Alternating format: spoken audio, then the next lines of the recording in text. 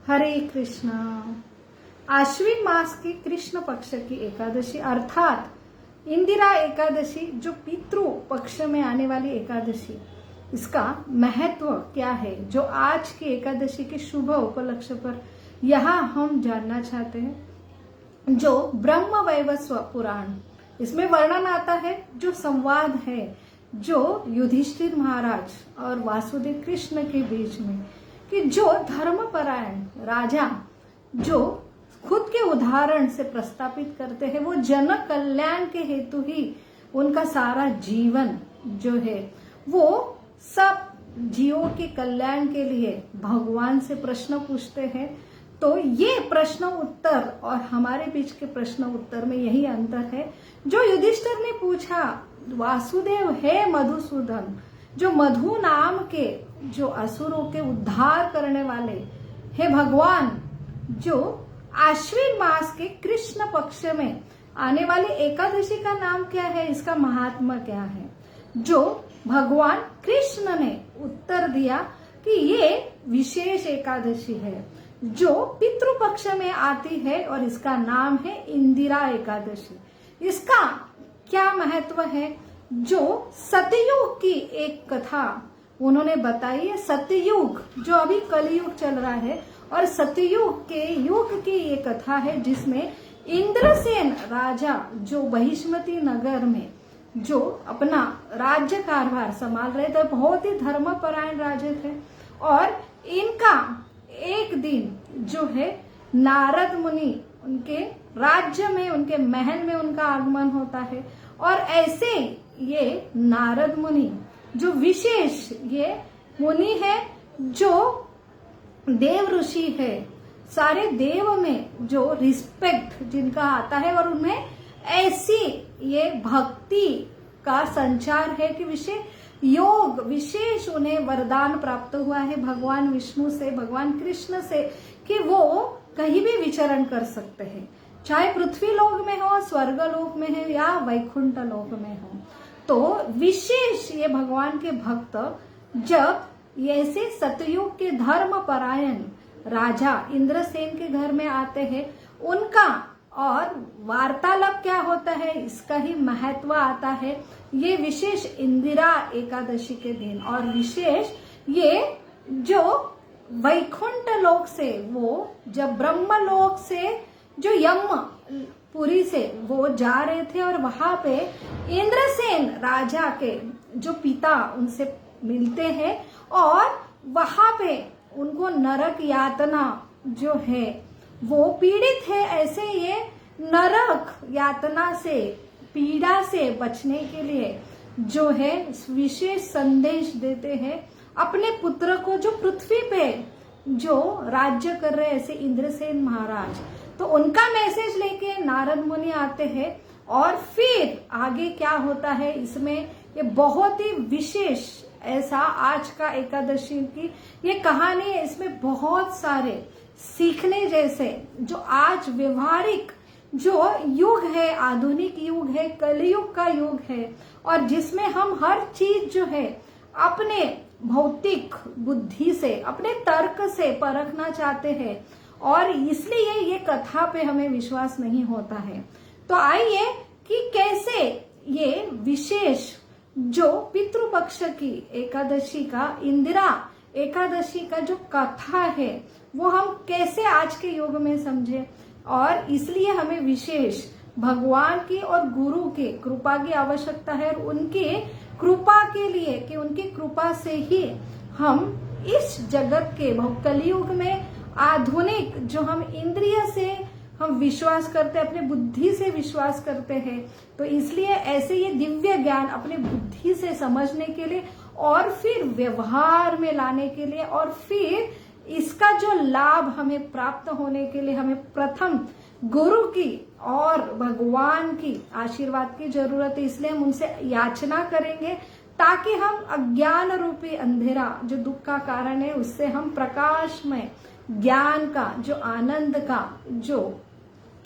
हम युग तक बढ़े, इसलिए हम याचना करेंगे। ओम अज्ञानतिमिरान्धस्य ज्ञानांजन शलाकया चक्षुरुन्मीलितं येन तस्मै श्री गुरवे नमः। नमो विष्णुपदाय कृष्णपृष्ठाय भूतले श्रीमते भक्तिवेदांत स्वामी इति नामिने। नमस्ते सरस्वती देवे गौरवाणी प्रचारिणे निर्विशेष शून्यवादी पाश्चात देश तारिणे। वाञ्छाकल्पतरुभ्यश्च कृपा सिन्धुभ एव च पतितानां पावनेभ्यो वैष्णवेभ्यो नमो नमः। जय श्री कृष्ण चैतन्य प्रभो नित्यानंद श्री अद्वैत गदाधर शिवासादि गौर भक्तवृंद। हरे कृष्णा कृष्णा कृष्णा हरे हरे, हरे राम राम राम हरे हरे। मूकं करोति वाचालं पंगुं लंघते गिरिं यत्कृपातमहं वन्दे श्रीगुरु दीनतारिणं परमानंद माधवं श्री चैतन्यम ईश्वरम। हरे कृष्णा। जो आज की इंदिरा एकादशी की विशेष कथा आती है और ये पुराणों में इसका वर्णन आता है, ये अधिकृत पुराणों में वर्णन आता है कि कैसे ये हम जो जीवात्मा है, जो जन सामान्य जन है, और कैसे ये भौतिक जगत जो जन्म मृत्यु जरा व्याधि से जो हम ये सबसे मुख्य समस्या में हम ग्रस्त है, हमारे कल्याण हेतु ही ये ऐसे अलग अलग विशेष पवित्र तिथि का प्रयोजन होता है जो हमारे लिए है, लेकिन हमारे कल्याण के लिए है, हमारा जीवन आनंदमय होने के लिए और आगे भी हमारी गति जो है उच्च गति और आनंदमय होने के लिए है, जो सिर्फ ना कल का भविष्य बल्कि आज भी सुखमय आनंदमय जीवन के लिए ये सारे तिथि का प्रयोजन किया जाता है। सनातन अर्थात जिसका आदि और अंत नहीं है। हम सारे जीव चाहे धर्म, हम धर्म का नाम देते हैं क्योंकि जन्म से हम शरीर से हिंदू मुस्लिम सिख ईसाई ऐसा भेद करते हैं, लेकिन जीव जो है वो सारे लिविंग थिंग्स ये सृष्टि का घटक है। और ये सृष्टि जो है आदि है, अनादि। अनादि का अर्थ है जिसका आदि भी नहीं है अंत भी नहीं है, पहले से है,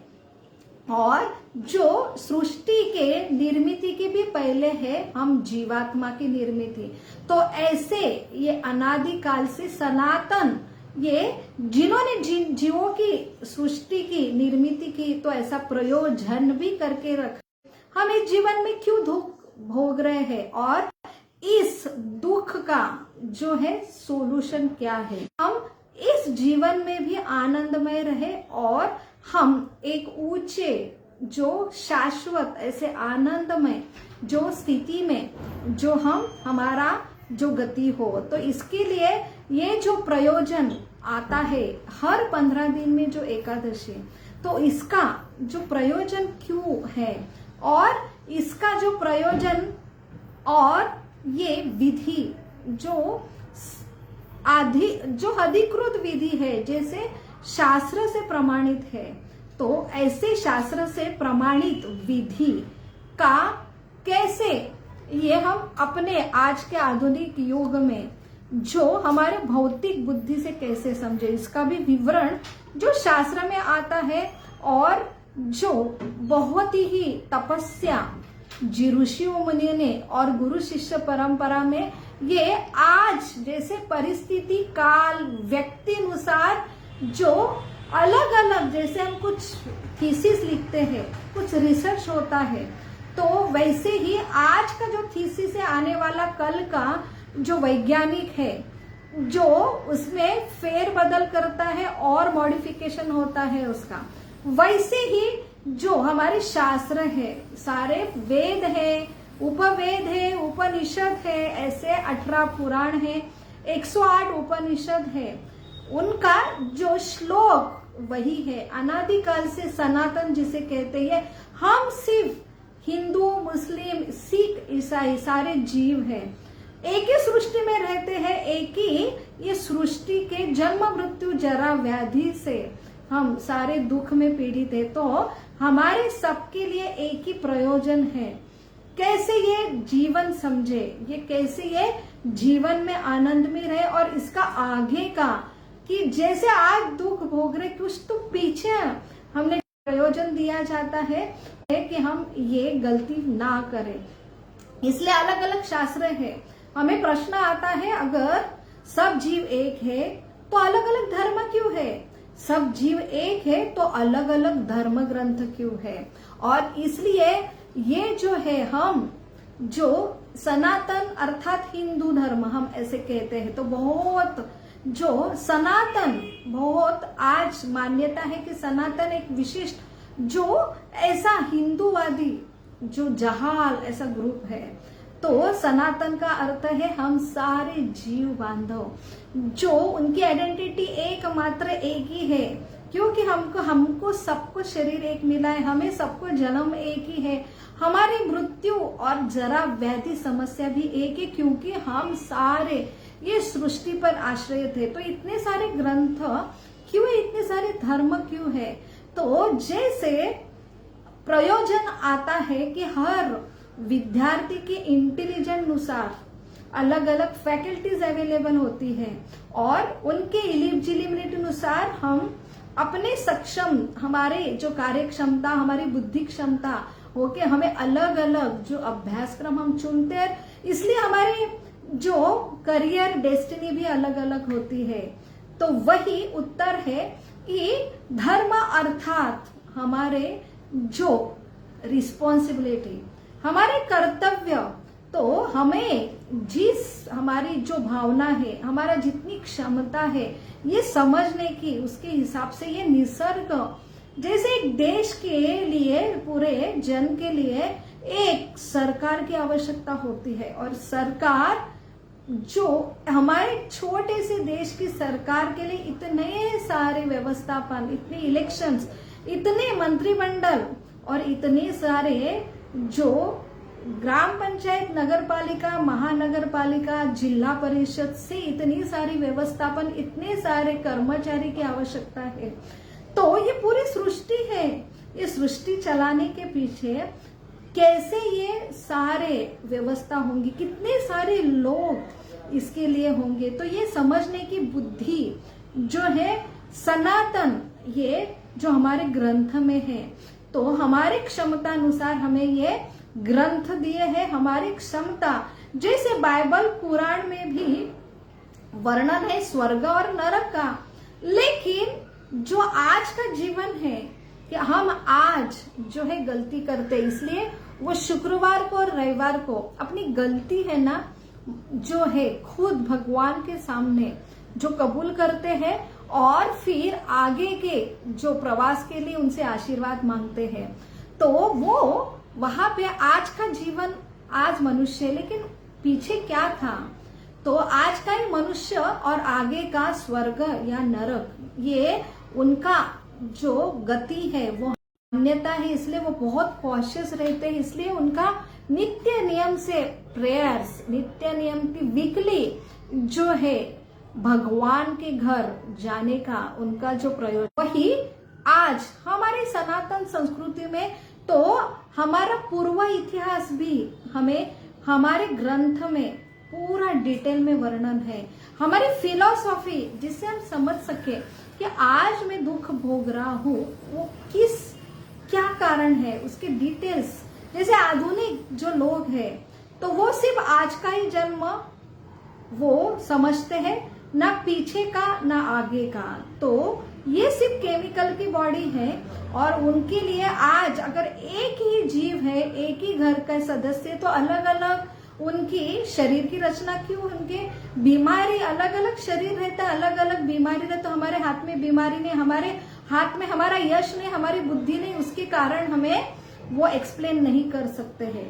तो ये हमारी आधुनिक जो युग है उसका ये ड्रॉबैक है कि हम सिर्फ मानते हैं कि आज का, और हम बुद्धि चेतना खराब होती है कि मुझे कुछ नहीं जानना है, भगवान नास्तिकता, और मुझे कुछ पालन नहीं करना है, अगर जीवों की इच्छा है, तो ऐसे आपको ऐसे रिलीजियस में, धर्म में डाला जाता है कि आपको कोई वहां पे आपको सिर्फ प्राणी जैसे खाना पीना सोना है, तो आपको वो प्रयोजन होता है। तो हम जो भारत भूमि में जन्म लिए हैं, तो हमने ऐसा कुछ कर्म किया, हमारी इच्छा भी थी कि जहाँ पे हमेशा हमें कुछ रिलीजियस प्रिंसिपल, जैसे एकादशी हर 15 दिन में, तो यज्ञ, दान और तप। तो यहाँ पे आज की जो विशेष एकादशी, जो हमारे पूर्वज है, जो हमारे सारे स्पेशली जो आज जो पितृ पक्ष, जो हमारे पितृ है, तो इसमें फिलॉसफी आती, हमारा पहला जन्म था, हमारा आज का है, और हमारा मृत्यु के बाद भी प्रवास है, उसके बाद फिर हमारा पूरा अकाउंट नील करके हमको फिर से अगला जन्म, चाहे मनुष्य हो, प्राणी हो या देवता का जन्म है, उसमें डाला जाता है। तो ये मृत्यु का बाद का एक मनुष्य का एक जो शरीर है, दूसरा शरीर मिलने के बीच की जो प्रोसीजर है, वो है जो हमारा पितृलोक का प्रवास है, वही हमारा यमलोक का प्रवास है। तो ये अगर हम हमारी शास्त्रीय पद्धति से नहीं समझ सकते, तो हम एक तो ये विधि पालन नहीं करते, हम इतने जो श्रम से हमने भारत भूमि में जन्म लिया है, ऐसे सनातन संस्कृति में जन्म लिया, वहां पे ऐसा कंपलसरी विधि आता है, प्रयोजन आता है कि अपने आप यही सिर्फ एकमात्र जो मनुष्य जन्म की जो हमें संधि मिली, वो भी भारत भूमि में, ऐसे सनातन संस्कृति में, जहां पे आपको सारा प्रयोजन है, आपका पिछला जो बैकलॉग है, सारा निगेटिव जो अकाउंट है, वो नील कर सकते हैं। सिर्फ आपका ही नहीं, आपके जो पूर्वज है, वो खुद अभी ऐसे यहाँ जगह पे अटके हैं, उनको शरीर भी नहीं मिला है, और ऐसे जगह पे अटके हैं कि वो खुद, जैसे नरक का वर्णन आता है, वहां पे इतनी यातना है कि ऐसा कुछ यज्ञ, दान, तप, जिससे हम प्यूरिफाइड होते हैं, ये हमारी प्रोविजन है, ऐसे संस्कृति की प्रोविजन है, ऐसी सृष्टि का प्रोविजन है। उसके लिए हमें थोड़ा सा कि मन की शांति, थोड़ा सुख की आवश्यकता होती है, तभी हम ये यज्ञ, दान, तप, जो एक त्याग की विधि है, एक कष्टपूर्वक, जैसे हम परीक्षा देते, एग्जाम देते हैं स्टूडेंट, वो उसके लिए बहुत कष्टदायक है, लेकिन उसका फल जो है बहुत मीठा है। और ऐसे फल के लिए हमें अगर उच्च शिक्षित होना है, हमें अपना जीवन सुधारना है, तो हम खुशी के लिए जैसा विद्यार्थी तैयार होता है, वैसे ही वैदिक संस्कृति में यह ऐसा प्रयोजन हमें दिया है कि हम इससे ऊपर उठे। तो ये सिर्फ पृथ्वी पे ही संभव है, ना नरक में कर सकते हैं, ना स्वर्ग में। क्यों? स्वर्ग में इतना भोग है कि इतना जो भोग और सुख है कि हम वो सुख में, भोग में भी हम भूल जाते हैं कि ऐसा कुछ हमें दुख है। तो दुख का अनुभव होता है, तभी हम कुछ तो आगे जाने की कोशिश करते हैं। जब बहुत सुख है, बहुत भूख है, भोग है, ऐश्वर्य है, तब हम ये सारे यज्ञ, दान, तप, जिससे हम प्यूरिफाइड होके हमारी सबसे ऊंची गति है, जो भौतिक जगत के परे हमारे आध्यात्मिक लोक में प्रवेश होता है, जहाँ पे जन्म, मृत्यु, जरा, व्याधि नहीं है, कोई क्लेश नहीं है, जहाँ वैकुंठ है, जहाँ पे एक केंद्र बिंदु है। लेकिन हर एक का ऐसा प्रोविजन है कि हर एक को अपना व्हीकल, अपना जो विमान है, अपना आप ही उड़ाना है। लेकिन एक जो नरक में भी हम अपने, इतना दुख है कि हमको समझना है कि हम दुख में, हमको कुछ तो करना है। जैसे बहुत बीमार होते हैं आप बॉडी की हलचल भी नहीं कर पाते, तो ऐसे टाइम में अगर आपको यज्ञ, दान, तप करने के लिए कहा, तो अपनी वो चेतना भी, उसकी सिचुएशन, वो सिचुएशन में हम कुछ नहीं कर सकते। सिर्फ पृथ्वी, और उसमें भी भारत भूमि, ये ऐसा एक ही संधि हमें प्राप्त हुआ है, और हमने भी बहुत ही कष्ट करके ये मनुष्य जीवन, वो भी भारत भूमि में, पृथ्वी में हमने जन्म लिया है कि ये यज्ञ, दान, तप जो विधि है एकादशी की, वो हम ये बस एक ही जन्म में हम जो कर सकते हैं, अपने आप को मुक्त कर सकते हैं। और विशेष ये एकादशी जो है आज की इंदिरा एकादशी जो है, जो हमारे जो पितृ है, उनको भी ना हम अपने आप को लिबरेट कर सकते हैं, और ये 21 पीढ़ी को भी हम जो है पितरों को लिबरेट कर सकते, क्योंकि वो नरक में यातना भोग रहे हैं। जो थोड़ी सी भी गलती है, बहुत पुण्य किया है, लेकिन एकमात्र गलती जो आज की कथा में आते उसकी वजह से वो अटके हैं और वो पूरे निर्भर है, वो खुद का प्रयास नहीं कर सकते हैं। इसलिए वो पितरु जो हम पर निर्भर है उनको लिबरेट करने के लिए ये एकमात्र एकादशी है, वो है इंदिरा एकादशी है। तो यहाँ पे हमें लगता है कि ऐसे कैसे, भगवान तो पिता है, तो भगवान ने ऐसा नरक क्यों बनाया, इतनी यातना क्यों देते हैं, ये इतने नियम क्यों कठोर बनाए अगर भगवान पिता है। तो हमें जो पुराणों में हमारे आचार्य के जो टिप्पणी में जो हमें जो अनुवाद में उसका आंसर मिलता है कि हम जो शाश्वत धाम के निवासी और भगवान हमारे पिता है, वो प्रेम करने वाले अनकंडीशनल जो प्रेम करते हैं पिता है, लेकिन वो स्वतंत्रता भी देते हैं। हमारी इच्छा ही हुई कि हमको उनके साथ नहीं रहना था। ऐसे राजा के घर जो बहुत प्रेम कर रहा है, हमको सब दे रहा है, बस हमें राजा के प्रसन्न के लिए काम करना है, क्योंकि एक ही तत्व है क्यों पिता, और वो अगर हम फॉलो करेंगे तभी वो घर, जैसे हम एक पिता रहता है, माता रहते हैं और उनसे प्रेम करते हैं और ब्लाइंडली उनको फॉलो करते हैं, सब लोग एक केंद्र बिंदु फॉलो करते हैं, तभी वो घर आनंदी होता है। लेकिन जैसे हमारी इच्छा हुई कि हम पिता के माता के केंद्र बिंदु में नहीं काम करेंगे, हमको अपने अपने इच्छा से करना है, तब वहां पे जो ईर्ष्या द्वेष समुत्थेन द्वंद्वे मोहन भारत हो, तो हमारी एक इच्छा की वजह से, हमारी इच्छा की वजह से भौतिक प्रकृति को भगवान को ही तैयार करना पड़ा। और जैसे हम हॉस्टल में जाते हैं ना, तो हॉस्टल में हमको नियम पालन करना पड़ता है, जैसे घर के जैसे वातावरण नहीं रहता है, तो हमें ये हॉस्टल में डाला गया।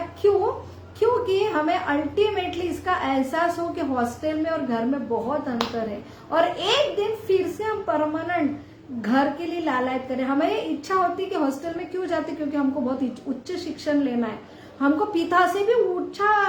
बनना है, हमारा नाम होना चाहिए, मुझे पिता का नाम नहीं चाहिए, तो इसलिए बाहर जाना पड़ता है घर से, तो हमें हॉस्टल में रहना पड़ता है। लेकिन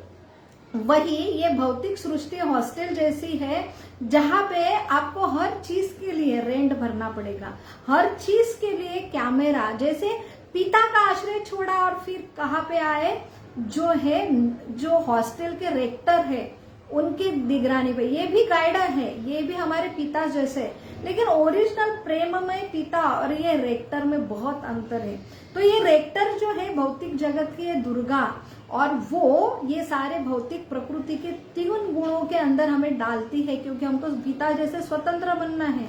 तो ये सत्व गुण, रजोगुण, तमस गुण की त्रिगुणात्मक शक्ति में हमें डाली जाती है। बहुत नियम है, कुछ भी गलती किए चारों और कैमरा है, और फिर हमें जो मृत्यु के बाद यमलोक में डाला जाता है, और यमलोक में जो पूरा अकाउंट नील होने तक हमको वहां पे वास करना पड़ता है। उसके पहले पितृ, ये लोग है वेटिंग एरिया, तो यमलोक के प्रवेश के लिए भी बहुत साल,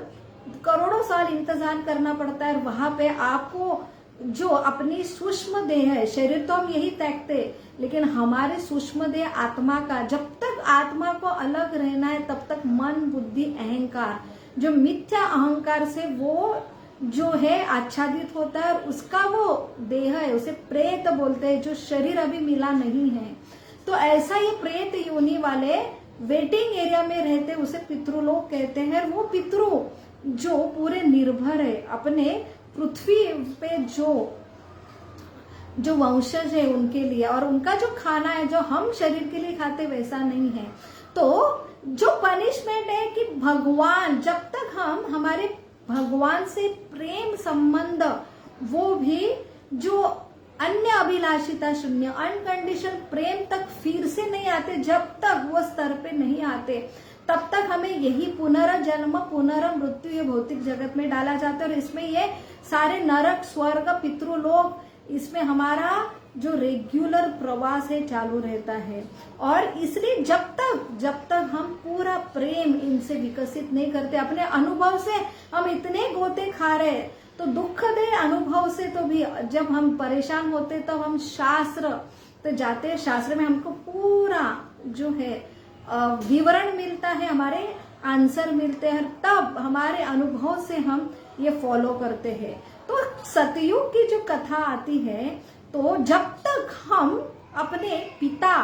के पास प्रेम जो हमारा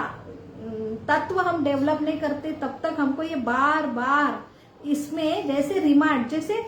हॉस्टल में कुछ गलती की, वहां रहने के योग्य नहीं तो हमको रिमांड होम में डालते। रिमांड होम में और वर्स्ट वातावरण रहता, तो ये भौतिक जगत है रिमांड होम के जैसे है, और नरक है और गहरा। जितने आप गलती करेंगे और जेल, और जो अलग अलग काली जो बहुत ही शिक्षा, नरक, ऐसा अलग अलग जेल जैसा वातावरण नरक में होता है। तो ये सारा प्रयोजन एक ही है कि ऐसे ये पिता ने ये व्यवस्था की, जैसे एक सरकार व्यवस्था करते है जेल की, वो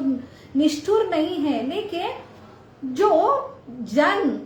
के लिए कि जन व्यवस्था अच्छी रहो, जो बुरे लोग हैं उनको निकाल के, ये जो लोग हैं उनको अच्छे रहने के लिए ये अलग से जेल की व्यवस्था रहती है। जेल में भी ऐसा प्रयोजन रहता है कि वो सुधरे, तो हमें ऐसे भौतिक जगत में डाला है कि हम सुधरे, और बार बार ऐसे अगर हम गलती करते हैं, ये भगवान से प्रेम संबंध नहीं तैयार करते हैं, तो हमको और नरक में और ऐसे ऐसे रिमांड होम में डालते हैं कि अपनी गलती का एहसान हो। तो हम इतने कोते खा रहे हैं दुख के, तो भी हम नहीं समझ में आ रहे कि ये रिमांड होम है, ये हमारा घर नहीं है। और हमारी गलती क्या है, तो हमने अपना ही प्रेम जो है हमने रिजेक्ट किया है, और क्यों, सिर्फ और सिर्फ भोग करने के लिए, जो मेरा स्वभाव नहीं है। तो ऐसा ये प्रयोजन है, जब तक हम, तो ये सूक्ष्म शरीर को जो श्राद्ध के रूप में जो दिया जाता है, जो पितृपक्ष में, वो अपने जैसा खाना नहीं रहता है, जो भगवान को ऑफर किया हुआ अग्नि में डाल के वो विशिष्ट प्रकार का खाना, आयुर्वा, जो पितृलोक के जो देवता है, जो उनका वाहन है कौवा, उनसे वो प्रोवाइड किया जाता है। साल भर का खाना एक दिन के जो देते हम चेक के रूप में, वो साल भर वहां पे रहते हैं। तो वही कहानी आज है कि अभी ये फिलॉसफी समझने की इसके लिए ही प्रयोजन है। जब तक हम ये फिलॉसफी अपने बुद्धि से, तर्क से नहीं समझेंगे, तो ये कथा है ना, हम श्रद्धा से नहीं सुनेंगे। और कथा ये पार्ट है यज्ञ का, हरिनाम, भगवान का नाम और कथा श्रवण करना। तब जो है आज हम उपवास करते हैं। और दान जो है, हम इतने अटैच हो गए हैं कि ये मेरा है। रिमांड होम में रह रहे, इतनी यातना है, फिर भी हम बोल रहे ये मेरा है, और रिमांड होम में, ये मेरा रिमांड होम है, इसमें बड़ी बिल्डिंग तैयार करूंगा, बड़ा मेरा राज्य होगा और मैं यहाँ का राजा बनूंगा। इतने हम मोहग्रस्त होते, सम्मोहित होते हैं। और जब तक ये दान के प्रोसीजर, जो विशिष्ट दान, जो ग्रंथों में मान्य किया हुआ दान है कि वैष्णव को, जो भगवान के प्रचार में लगे हैं, ऐसे शुद्ध भक्तों को निस्वार्थ, निष्काम, जो कामना के लिए हम सिर्फ भगवान के प्रसन्न के लिए दान देते हैं, वही दान जो है हमारे जो सम्मोहन है, हमारे जो पाप क्रिया है, जो भगवान से सेपरेट रहने की, वो न्यूट्रलाइज करके हमारे शुद्ध होने की ये क्रिया है। वही यज्ञ, दान, तप जो हर एकादशी में आते हैं। तो ये जो विधि है, वो उसमें से यज्ञ जो विधि है, जो हम आज जो पूजा पाठ में पाठ करते हैं कि आज की विशेष कथा, उसके लिए पहले श्रद्धा होना चाहिए। श्रद्धा होने के लिए ये सारे जो डाउट है हमारे, वो मिटने चाहिए। ऐसे नरक ये क्यों है, ये ऐसी सिर्फ कही सुनी बातें है, हम तो कुछ विश्वास नहीं करते, क्योंकि हम सिर्फ बुद्धि पे विश्वास करते, अनुभव से विश्वास करते, और बुद्धि और अनुभव ये हम जो है लिमिटेड है, हमारे ऊपर कंट्रोल है, शासन है किसका, तो जन्म का भी हमें याद नहीं रहता और मृत्यु के टाइम भी याद नहीं रहता। तो अगर हम सिर्फ एक ही प्रमाण लेके, अनुमान, बुद्धि का प्रमाण, अनुभव का प्रमाण, तो हम दिन ब दिन जो है नास्तिक जो हमारी फिलॉसफी होंगी उसमें, और आधुनिक ये इसमें हम ऐसी बातों पे विश्वास नहीं करते। वही एक युग का डिफरेंस है, एक कलयुग, जहां पे ये सारे धर्म की बातें, धर्म अर्थात शुद्धता, जो सत्य है, दया है, करुणा है, जो आत्मसंयम है, तो ये सारे शुद्ध की विधि ये बहुत उसका रास हुआ है, इसलिए ये चीज के ऊपर हमारे विश्वास नहीं है। तो ये जो कथा आती है, अब आते हैं हम आज की विशेष कथा पर। तो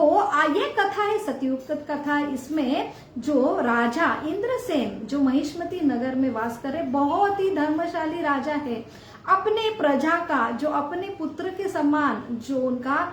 सारी रिस्पॉन्सिबिलिटी लेता है, तो अब बहुत ही यज्ञ दान तप करने के लिए जो अपने पुत्र समान जनलोक के लिए वो खुद को ये उसने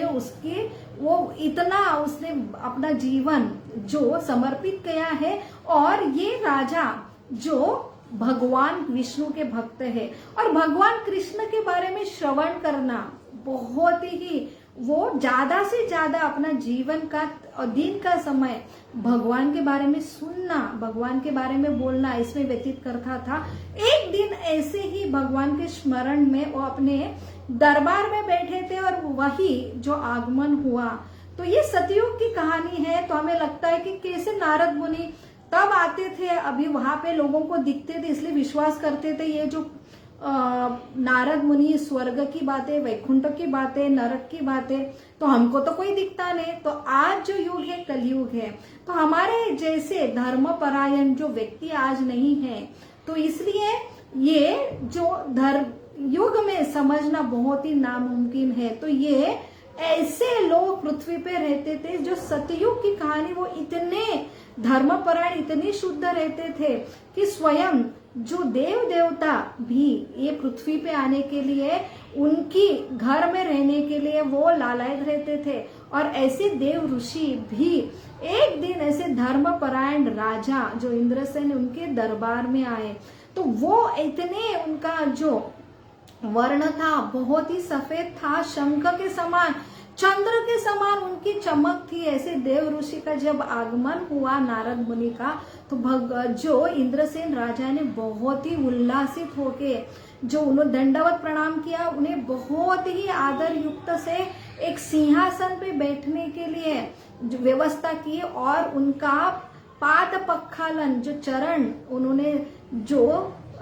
धोए और उसके बाद उनका पूजन किया। और फिर ऐसे देव ऋषि का मेरे घर में आगमन हुआ, इतनी स्तुति की कि मेरे जैसे पतित जो व्यक्ति के घर इतने बड़े देव ऋषि का आगमन हुआ, बहुत स्तुतियां की। और जो इतने जो आदर सम्मान से ये प्रसन्न होके देव ऋषि ने, नारद भी ने उनसे वार्तालाप प्रारंभ किया कि हे राजा, धर्मपरायण राजा, आप इंद्रसेन जो है, आपके सारे जो 6 अंग है, जैसे एक राजा के लिए आइडियल जो अंग रहते जो है, उनका जो खुद का शरीर और शरीर के संबंधी उनके पत्नी, रानी, उनकी व्यवस्था तो आप बराबर देख रहे हैं ना। आपके मंत्रीगण, आपका जो खजीना है, आपके जो जन लोग हैं, आपके जो सैनिक दल है, आपके ऊपर पूरे आश्रित ऐसे जो ब्राह्मण है, जो ऐसे गाय है, छोटे बालक है, वृद्ध है, उनका आप बराबर तो ख्याल रख रहे हैं ना। तो उन्होंने जब उनको पूछा तो बहुत प्रसन्नता से उन्होंने उत्तर दिया, इंद्रसेन महाराज, हाँ, मैं पूरी मेरी रिस्पॉन्सिबिलिटी, मेरे 6 अंग जो है उनकी मैं बहुत अच्छी केयर कर रहा हूँ, ऐसे यज्ञ दान तप कर रहा हूँ। तो बहुत ही सारे जो जन, उनके राज्य के सारे लोग बहुत ही प्रसन्न थे, इसलिए वहां पे कभी आखाड़ और जो नैसर्गिक आपत्ति कितने वर्ष से नहीं हुई थी, क्योंकि सारे लोग प्रसन्न थे। यही प्रसन्न का लक्षण है कि वहां पे सुख, समृद्धि, ऐश्वर्य था। तो बहुत प्रसन्नता से फिर नारद मुनि ने उन्हें बताया कि देखो, अभी आश्चर्य वाली बात बताता हूँ कि मैं ऐसे ही ब्रह्मलोक से, जहाँ पे मैं जब वहां से जा रहा था तो रास्ते में मुझे यमलोक, जो मैं यमलोक से जा रहा था, तो यमलोक ने, यमराज ने मुझे बुलाया, उन्होंने आदर तथ्य किया और यमराज से मेरी वार्तालाप हो रही थी। तो वहां पे आपके पिताजी को मैंने देखा, वो बहुत नरक की यातना भोग रहे थे। जब मैंने उनसे बात की कि कैसे आपका तो पुत्र है, इतना धर्मपरायण है, फिर भी आपकी ये गति क्यों हुई, तो वहां पे वो बहुत ही दुखी थे, पीड़ित थे। उन्होंने कहा कि मेरी एक गलती हुई कि मैं एकादशी का पालन करता था, लेकिन एक बार मेरा एकादशी जब हम पालन करते हैं, दशमी से स्टार्ट होता है कम, हम शाम को ही कम खाते हैं, और उसके बाद पूरे एकादशी में यज्ञ, जैसे भगवान का नामस्मरण, ऐसी कथा श्रवण करना, ऐसे पुराण श्रवण करना, उसके साथ दान करना, तब जो उपवास करना, और दूसरे दिन पारायण रहता है द्वादशी के दिन, विशिष्ट समय ही हमें वो तब जो हमने शरीर का व्रत धारण किया है, अन्न का वो छोड़ना रहता है। तो मैंने समय के पहले ही मेरा व्रत जो है मैंने तोड़ा था, अन्न ग्रहण किया था, वो पाप की वजह से मुझे ये पाप लगा और मैं यहाँ पे नरक यातना भोग रहा हूँ। तो यहाँ पे मैं अपने प्रयास से यहाँ से निकल नहीं पा रहा हूँ। तो ये मेरे जो पुत्र है इंद्रसेन, उनको आप मैसेज दे सकते हो कि आप पृथ्वी पे जाओ और उनको मैसेज दो कि मेरे ये गलती की वजह से मैं यहाँ पे पीड़ा भोग रहा हूँ, और मुझे एक ही रास्ता है कि मेरे जो वंशज है इंद्रसेन राजा अगर आने वाली इंदिरा एकादशी का बड़ी श्रद्धा से पालन करे, दान यज्ञ तप से अगर वो पालन करे और उसका पूरा पुण्य मुझे अर्पण करे, तो मैं इस जो पाप, जो दुख योनि से मेरी गति उच्च होके मैं वैकुंठ धाम में जा सकता हूँ। तो उन्होंने इतना पुण्य किया, सब अकाउंट नील था, बस एक छोटे से अकाउंट के लिए वो अटके हुए थे। तो वही ये मैसेज देने के लिए अभी ये नारद मुनि यहाँ पे इंद्रसेन के राजा के महल में आए। जैसे उन्होंने सुना तो बहुत ही गंभीरता से आने वाली जो इंदिरा एकादशी जो आज है, तो दशमी के दिन, एकादशी के पहले दिन ही उन्होंने जो है श्राद्ध के रूप में जो भोजन, जो पिंडदान करवाया, अपने पूर्वजों का, ब्राह्मणों को भोजन दिया। शाम को उन्होंने जो लाइट 7 बजे के बाद कोई अन्न ग्रहण नहीं किया, और जो है सवेरे जो एकादशी के दिन जो उन्होंने व्रत प्रतिज्ञा की भगवान कृष्ण के सामने कि हे भगवान, मैं आज पूरा दिन भर मैं अपने भोग से जो त्याग करता हूँ, मेरा भोग कोई भोग नहीं करूंगा। इसलिए एकादशी के दिन हम जो है शरीर की जारी क्रिया, शरीर को हम अन्न नहीं खिलाते हैं, शरीर को जितना हो सके उतना बिना पानी या बिना सिर्फ फल का, या एटलीस्ट उपवास में जो अन्न, उपवास में वो फल है रिकमेंडेड वही करते हैं। शरीर की सारी क्रिया जैसे बाल धोना, शेविंग करना, ये भी वर्ज्य है, क्योंकि वो भोग के कैटेगरी में आते। तो वो प्रतिज्ञा करते कि मैं सारे आज के दिन भोग क्रिया है वो त्यागता हूँ, और मुझे आप आशीर्वाद दो हे कृष्ण कि मैं ये यज्ञ दान तप की विधि जो अच्छे कॉन्शियसनेस में करूँ कि ये जो सारे फल मुझे मेरे पितृ को देना है, पिता को। तो उन्होंने दिन भर बहुत ही जो है फलहार वैष्णव भोजन अर्थात फल का भोजन उन्हें दिया, और यहाँ पे तर्पण विधि किया अपने पूर्वजों के लिए, और पूरा दिन उन्होंने भगवान के बारे में श्रवण किया, भगवान का नामस्मरण किया, हरे कृष्णा कृष्ण कृष्ण हरे हरे, हरे राम राम राम हरे हरे, और पूरा अपना मन, शरीर, काया, मनसा, वचन, तो मन से, शरीर से और अपने वाचा से उन्होंने पूरा भगवान के ऊपर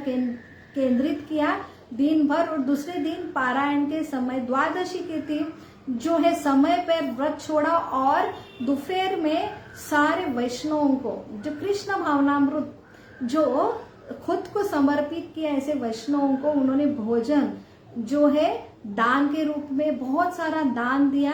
अपने पिता के नाम से, और ये जो संकल्प छोड़ा, और पूरा जो फल है इंदिरा एकादशी के जो मेरे पिता है उनको उन्होंने अर्पण किया। तो इससे तुरंत ही जो उनके पिता को तुरंत जो नरक के यातना से मुक्ति मिले और वो भगवत धाम पधारे। तो इससे यही समझ में आता है कि हम अपने बुद्धि से, तर्क से, क्योंकि आज कलयुग है तो हर चीज के लिए हमें जैसे मोजमाप रहता है वैसे जितने हम यज्ञ दान तप करें, लेकिन अपने जो तर्क से नहीं, अपने बुद्धि से नहीं, हम दान भी करते हैं, तप भी करते हैं। जैसे तप करते हम एग्जाम के लिए करते हैं, तब भी बहुत श्रम करते हैं, लेकिन हमारा केंद्र बिंदु रहता है कि मुझे फल मिले। हम कुछ यज्ञ दान भी करते हैं तो हमें कर्मकांड जैसे फल की आसक्ति रहती, मेरे लिए करें। लेकिन शास्त्र शुद्ध यज्ञ दान तप जो सिर्फ भगवान के प्रसन्न के लिए है, ऐसा निष्काम, हम बिना फल के आसक्ति, सिर्फ भगवान के संतुष्टि के लिए, ऐसा शास्त्र में युक्त अगर हम यज्ञ दान तप ऐसे ये विशेष विधि पर्व पे, जैसे एकादशी के पर्व के दिन करें, तो उसका जो लाभ है, जो सिर्फ हमें नहीं, हमारी उच्च गति के लिए नहीं, हम शुद्ध करके हमारे जो पूर्वज है, जो हमारे ऊपर ऋण है, वो भी इसे मुक्त होके उच्च गति में प्राप्त होते हैं। तो इतना सुंदर जो संधि है हमें प्राप्त हुए, जो मनुष्य जीवन में, इस जो भारत भूमि में, इस पृथ्वी में हमें जन्म मिला है, और ऐसी सारी व्यवस्था है कि ना कि हम सिर्फ शुद्ध हो, मुक्त हो, बल्कि हमारे सारे पूर्वज जो वेटिंग एरिया में है, जो पितृलोक में है, उनका भी उद्धार हो सके। हरे कृष्णा कृष्ण कृष्ण हरे हरे, हरे राम राम राम हरे हरे। आप सभी को इंदिरा एकादशी की लाख लाख शुभकामनाएं। हरे कृष्णा।